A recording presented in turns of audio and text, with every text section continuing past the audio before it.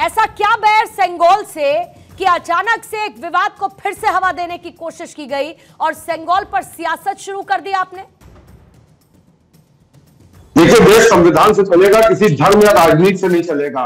बहुत बार सवाल उठाया गया है किसी एक धर्म के ऊपर, एक खास विशेष वर्ग को लेकर, कि वो संविधान मानेंगे कि धर्म मानेंगे या देश मानेंगे, कुरान मानेंगे कि संविधान मानेंगे। हम भी आज सवाल उठा रहे हैं कि आप संविधान मानेंगे कि संस्कृति मानेंगे कि धर्म मानेंगे। संविधान बड़ा है कि संस्कृति बड़ी है? संस्कृति बड़ी है तो फिर आप मुद्दा कहीं और ले जाइए। वो जाके मंदिरों में बेहतर लगता है संस्कृति, क्या नाम है, लोकतंत्र में संस्कृति का कोई महत्व नहीं है। और ये आप तय करेंगे देश के लिए, ये आप तय करेंगे देश के लिए तारिक अहमद साहब? बिल्कुल। और कौन तय करेगा? आप तय करेंगी? नहीं, आप तय करेंगे। आप पूरे देश के लिए तय करेंगे? आप पूरे देश के लिए तय करेंगे? देश संविधान से चलता है। अगर इस बात की समझ हो गई होती तो उसके साथ तुलना में आप ना धर्म को लेकर आते, ना संस्कृति को लेकर आते। और ऐसा क्या एतराज आपको संस्कृति और सनातन से? आपको ऐसा क्या एतराज, आपको ऐसा क्या एतराज है? किसी की संस्कृति से और सनातन से कौन सी तकलीफ है? कौन सी सुई चुभती है आप लोगों को भाई? कौन सी सुई चुभती है आपको? क्या संविधान की प्रति संसद के अंदर नहीं होती है? बताइए। और आप बताएंगे कि इसको दीवार पे लगा दीजिए, सेंगोल को हटा दीजिए। ये आप तय करेंगे? आप तय करेंगे ये? आपको और बीजेपी की अगर भाषा में कहूं साहब, तो अभी जो आप कर रहे हैं ना, वही सस्ती लोकप्रियता वाला काम कर रहे हैं। न सिर्फ बयानों के जरिए बल्कि टीवी चैनल पर बैठकर भी वही सस्ती लोकप्रियता वाला काम कर रहे हैं। बेवजह की बात मत करिए साहब, थोड़ा सेंसिबल बात करिए। लारी साहब, थोड़ा सेंसिबल बात करिए, सेंसिबल बात करिए। मैंने कहा कि देश के लिए सब कुछ आप तय कीजिएगा क्या? आप सब कुछ तय करेंगे? कौन है आप? कौन है आप जो देश के लिए सब कुछ तय करेंगे? आप कौन है जो देश के लिए सब कुछ तय करेंगे? संसद में क्या होना चाहिए, क्या नहीं होना चाहिए? और ये आप लोग हैं, ये आप लोग हैं जो संविधान को डबल स्टैंडर्ड के साथ देखते हैं। संविधान को डबल स्टैंडर्ड के साथ देखने वाले आप जैसे लोग तय करेंगे कि संसद में क्या रखा जाना चाहिए, कहां पर क्या होना चाहिए। तारिक अहमद, चिल्लाने से कुछ नहीं होगा, शोर मचाने से कुछ नहीं होगा, आपके कह देने से चीजें तय नहीं हो जाएंगी। और इसीलिए जरा लॉजिकल और सेंसिबल बात करिए ना। अच्छा बोलिए, आप बोलिए पहले आप। चलिए, कम से कम आप अटेंटिव मोड में तो आ गए, क्योंकि पहले आप बड़े रिलैक्स बैठे थे अपने पहली बात के जरिए, तो कम से कम आप थोड़े से अटेंटिव मोड में आ गए। हाँ, बोलिए बोलिए। दंड देने के लिए रखा गया था, ये पिछड़े दलितों को दंड देने के लिए रखा गया था, राजदंड। अच्छा, किसको? नेहरू जी को दिया गया था? इसीलिए नेहरू जी को इसीलिए दिया गया था क्या? नेहरू जी को किस लिए दिया गया था? इतिहास पढ़कर आइए लारी साहब, अरे इतिहास पढ़कर आइए साहब, इतिहास पढ़कर आइए। जिसको समृद्धि का प्रतीक कहा जाता है, जिसको समृद्धि का प्रतीक कहा जाता है सेंगोल को, जो एक सांस्कृतिक पहचान है, आपको वो कुछ और आपके राजनीतिक चश्मे से नजर आता है। वापस म्यूजियम में डालिए तो कैसा रहे? क्या समझाएगा कोई आपको? क्या समझाएगा तारिक अहमद कोई आपको? क्या समझाएगा कोई आपको? गजब बात करते हैं, गजब बात। हो गया, आप चीजें बेच रहे हैं। नेहरू जी की तरह काम करिए फिर।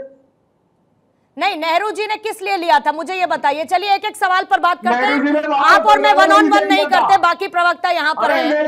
क्यों नेहरू जी के पास ही आया बताइए? वापस संग्रामी में भी दे दिया था। अब ये प्रवक्ता है बीजेपी की, कौन है? अरे सुनिए मेरी बात, अरे मेरी बात सुनिए लारी साहब, लारी साहब पहले मेरी एक बात सुनिए। लारी साहब बी एट पीस, लारी साहब बी एट पीस, एक बात सुनिए मेरी। लारी साहब मेरी एक बात सुनिए। आपके पास ना एक वायर लगा है, आपके पास आपकी शर्ट में एक वायर लगा है, उसको माइक्रोफोन कहते हैं। और अगर उसमें आराम से भी बात कीजिएगा तो सबको सुनाई पड़ेगा, एक एक करके बात करेंगे तब भी सुनाई पड़ेगा। अच्छा बोल लीजिए पहले, चलिए तसल्ली कर लीजिए अपनी, बोलिए। ये सारा जी एंकर है, कौन एंकर है इसमें से? एंकर कौन है? आप खोल लीजिए चैनल, बैठा लीजिए अपनी पसंद की एंकर और कर लीजिएगा अपनी पसंद की बात, क्योंकि यहाँ तो नहीं होगी, यहाँ तो नहीं होगी लारी साहब। अरे यहाँ नहीं होगी। और थोड़ा कम से कम अपने अखिलेश भैया से सीख लीजिए, आपसे बेहतर तरीके से तो वही बात करते हैं। अखिलेश भैया से कुछ तो सीखिए साहब, अरे कुछ तो सीखिए लारी साहब अखिलेश भैया से, पूछिए कैसे बात की जाती है, कैसे बात की जाती है, इस बात की भी ट्रेनिंग ले लीजिए, इस बात की भी ट्रेनिंग ले लीजिए कि बात कैसे की जाती है। और अगर बात करने का सलीका नहीं है, मैंने गलती की आपसे पहला सवाल पूछकर, मैंने गलती की आपसे पहला सवाल पूछकर, तमीज सिखाने की जरूरत नहीं है। मैं वही कह रही हूँ रोहित अग्रवाल साहब, मैं वही कह रही हूँ कि मैंने गलती की इनसे पहला सवाल पूछकर, क्योंकि ना बात करने की तमीज, ना लॉजिकल रीजनिंग, ना कोई सेंसिबिलिटी, ना फैक्ट्स की जानकारी, ना कुछ, सिर्फ बोलना है तो बोलते चले जाएंगे। नहीं, इनको तो जनता ने विपक्ष में बैठाया, उसके बाद ये गुंडागर्दी की नौबत है इनकी। अगर कहीं गलती से सत्ता मिल गई होती तो पता ही नहीं क्या करते। इनको सिंगोल से दिक्कत है, इनको एंकर से दिक्कत है, इनको देश से ही दिक्कत है, क्योंकि सिंगोल न्याय का प्रतीक है और न्याय से तो दिक्कत होना समाजवादी पार्टी को लाजमी है, क्योंकि ये लोग तो गुंडागर्दी के प्रतीक हैं, तो इनको तो न्याय से दिक्कत होनी ही थी। और न्याय के पक्ष में आप बोलेंगे तो आपसे भी दिक्कत होगी ही होगी। अभी तो आपसे दिक्कत है, थोड़ी देर बाद इनको आपके चैनल से भी दिक्कत हो जाएगी। तो स्थिति ये है कि देश के अंदर जिसको हर चीज से दिक्कत है, जिसको खुद संविधान से भी दिक्कत है, अगर संविधान की मूल प्रति यहाँ पे रख देंगे तो उससे भी दिक्कत हो जाएगी, क्योंकि उसमें जो चित्राण है, जो उसमें रामायण का दृश्य है, उससे भी दिक्कत होने लगेगी इनको। तो अभी तो ये छोटी बड़ी किताब लेके घूम रहे थे और ये जो जय फिलिस्तीन का नारा लगा रहे थे, इनसे पूछे फिलिस्तीन की इतनी मोहब्बत है तो यहाँ पे हिंदुस्तान में क्यों गंदगी फैला रहे हो? भाई फिलिस्तीन के बॉर्डर पे जाके लड़ो ना, फिलिस्तीन के सेना का समर्थन करो ना, आप यहाँ पे क्यों गंदगी फैला रहे हो? आपके पास पैसे ना हो फिलिस्तीन जाने के लिए तो आप बताइए, हम सामाजिक संस्थाओं से बात करें, आपको व्यवस्था करवाएं फिलिस्तीन जाने की आपकी। तो स्थिति ये है कि अखिलेश यादव जी कहते हैं कि साहब जो हमारे अयोध्या के सांसद हैं वो राजा हैं। अरे भैया, अयोध्या के राजा तो राजा राम हैं, तो ये इनके सांसद, लोकतंत्र के अंदर सांसद कब से राजा होने लगा? लोकतंत्र के अंदर सांसद कब से राजा होने लगा? रोहित अग्रवाल जी कोई बात नहीं, कोई दिक्कत नहीं है। तारिक अहमद लारी साहब जरा पानी पी लीजिए। ऋषभ तिवारी जी आपके पास आते हुए, क्योंकि एक बार फिर से एक मुद्दा उठाया गया है और संविधान की लड़ाई अब प्रतीक पर आ चुकी है। क्या ये बौखलाहट है? इमरजेंसी का जिक्र कर दिया पहले ही दिन से, मुद्दे को लेकर आप हावी रहने की विपक्ष पर कोशिश कर रहे हैं, तो ये उसी का जवाब है। सेंगोल की बजाय संविधान की प्रति होनी चाहिए, ये विपक्ष की मांग है। सबसे पहले पूर्णिमा जी धन्यवाद भारत 24 का, जिन्होंने चर्चा के लिए आमंत्रित किया। आपके प्रश्न पे आने से पहले, क्योंकि एक जिम्मेदार पार्टी का कार्यकर्ता हूं और चैनल पे बैठ के अगर कुछ गलत जाएगा तो जनता आपका शो देखती है, तो एक जवाब देना चाहूंगा। कोई भी पैनलिस्ट को कम से कम तमीज रखना चाहिए और सबको सम्मान देना चाहिए। ये ही लोकतंत्र है और इसे भी संविधान का सम्मान कहना कहते हैं। पॉइंट 1। दूसरी बात, समाजवादी पार्टी से इस तरह का उम्मीद करना कोई आश्चर्य का विषय नहीं है पूर्णिमा जी, क्योंकि ये वही पार्टी है जो संविधान का नाच नाच रही है उनका सम्मान को लेकर कि भैया संविधान खतरे में, संविधान। लेकिन ये तनिक भी इतिहास का ज्ञात नहीं है कि जिस पार्टी के आज ये कार्यकर्ता बने हैं और जो इतनी बदतमीजी से पार्टी के पूर्वजों ने इसी संविधान को बचाने के लिए आपातकाल में कांग्रेस के विरुद्ध लाठियां खाई, इसी आपातकाल में जेल गए। आज जनी अब ये भी बताइए ना कि हमारे पिछले पर क्या आप लोग घूमते थे, ये भी बताइए कि हमारे पिछले पर क्या घूमते थे, हम पीछे पीछे आप लोग रखा गया, नजर आए, असलियत बताइए। बन गया हो, समाजवाद खत्म हो गया हो, स्वास्थ्यवाद आ गया हो, और क्या लाला भाई सुना रहे हैं भारतीय संस्कृति से,